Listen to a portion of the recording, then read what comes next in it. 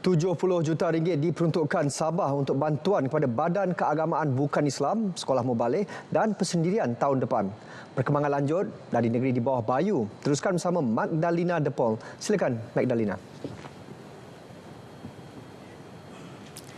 Ya, sahih. Peruntukan itu meningkat 13.25 juta berbanding 56.75 juta ringgit yang diperuntukkan tahun ini. Bantuan itu diharap dapat meringankan beban kewangan pihak berkenaan serta memastikan kemudahan asas yang kondusif, selamat dan selesa. Ketua Menteri Datuk Seri Panglima Haji Jin Noor berkata, kerajaan negeri komited dan sentiasa mengamalkan dasar keadilan dan kesaksamaan dalam semua aspek untuk membantu rakyat tanpa mengira kaum dan agama demi mengekalkan keharmonian masyarakat di negeri ini. Beliau berucap merasmikan sambutan perayaan Christmas Kota Kinabalu KKCC di Padang Merdeka. Teks ucapannya dibacakan Timbalan Ketua Menteri Datuk Seri Panglima Dr. Jeffrey Kitingan. Sementara itu, para pengunjung menyifatkan penganjuran KKCC ini sebagai pemangkin persefahaman dan keharmonian antara pelbagai lapisan masyarakat. Satu program yang akan dapat menyatupadukan masyarakat yang berbilang kaum, yang berbilang agama, yang selama ini hidup dalam penuh kemakmuran dan toleransi. Walaupun program ini adalah program untuk meraihkan sambutan Hari Krismas, namun di Sabah ini sejak daripada dulu sehinggalah pada hari ini kita meraihkan secara bersama-sama. Melihat begitu ramai tetamu daripada pelbagai etnik, pelbagai agama, inilah sebuah keunikan yang hanya ada di Sabah dan juga kalau kita boleh lihat di Sarawak, dan ini mencerminkan sebuah refleksi bahawa negeri kita ini toleransinya amat tinggi. I think it's a very nice and lovely evening.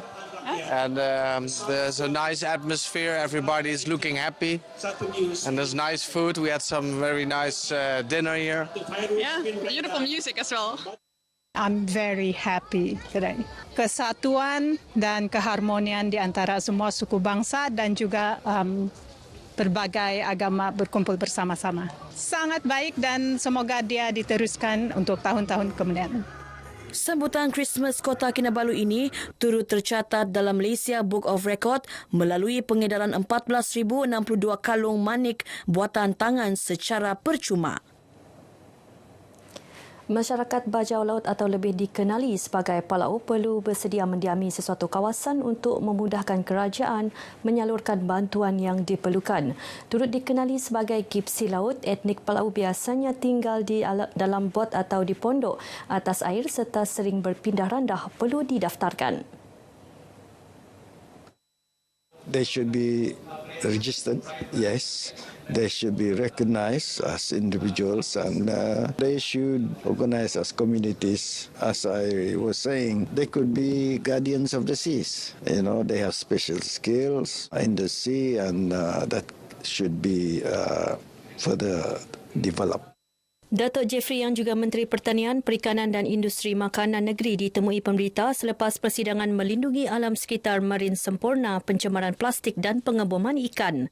Beliau yang turut mengetuai jawatan kuasa khas untuk pendaftaran digital warga asing Sabah mengakui isu kumpulan Palau agak rumit.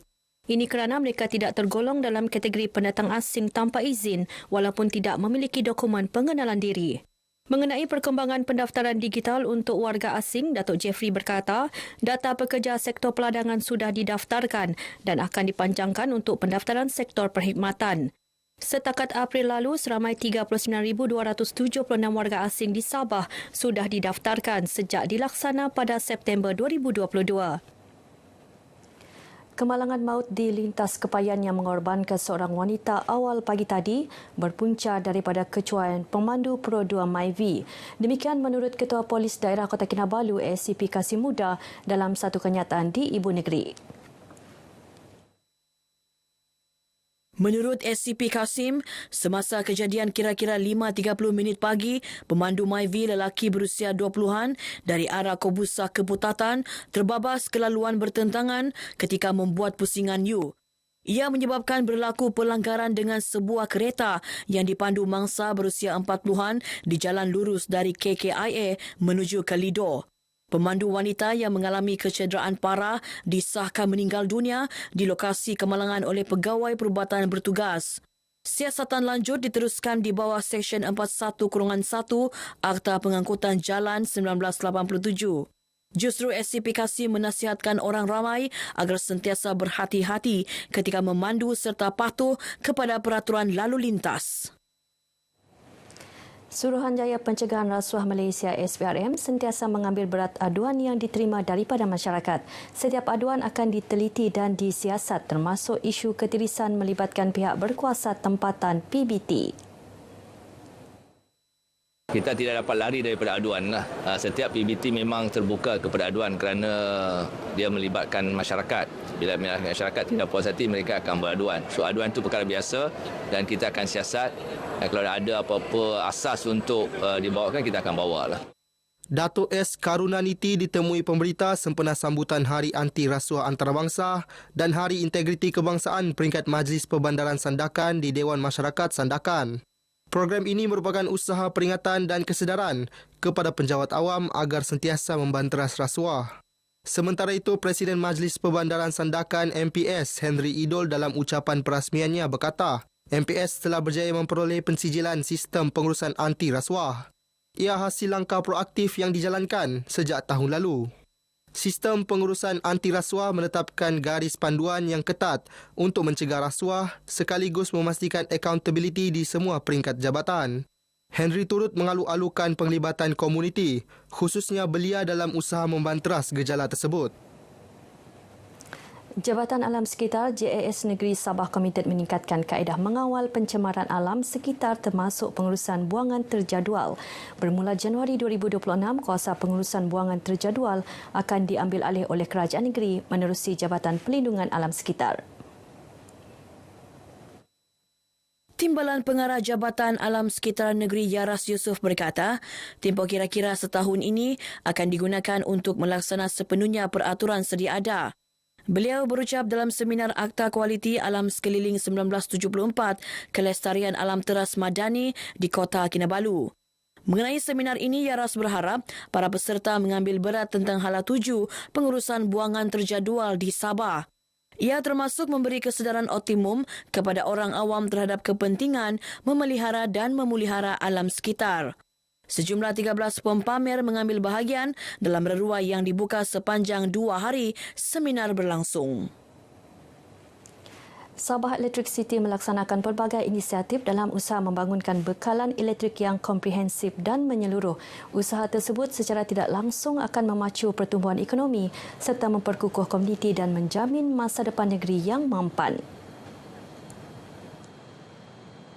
Ketua Pegawai Eksekutif Sabah Electric City, Insinyur Teknologis Muhammad Yaakob Jaafar berkata, orang ramai termasuk pengguna di luar bandar perlu mendapatkan maklumat tepat mengenai inisiatif yang dijalankan.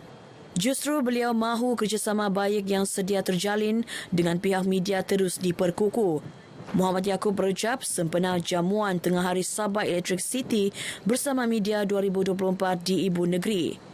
Teks ucapannya disampaikan Pengurus Besar Kanan Pengurusan Aset Sabah Electric City, Insinyur Muhammad Yusmanizam Muhammad Yusof. Majlis bertujuan meraih dan mengeratkan silaturahim Sabah Electric City dengan pengamal media di negeri ini. Sempena majlis ini, Muhammad Yusmanizam bersama Ketua Pegawai Komunikasi Korporat Sabah Electric City, Lizawan menyerahkan sumbangan kepada 5 pengamal media kurang bernasib baik. Turut menerima sumbangan Rumah Bukit Harapan untuk menyediakan tempat tinggal lebih kondusif kepada para penghuni. Baik, sekian perkongsian dari negeri di bawah Bayu. Kembali bersama Sahih untuk lebih banyak perkembangan semasa dalam negara dari sungai hingga segara. Palestin pasti merdeka. Baik, terima kasih.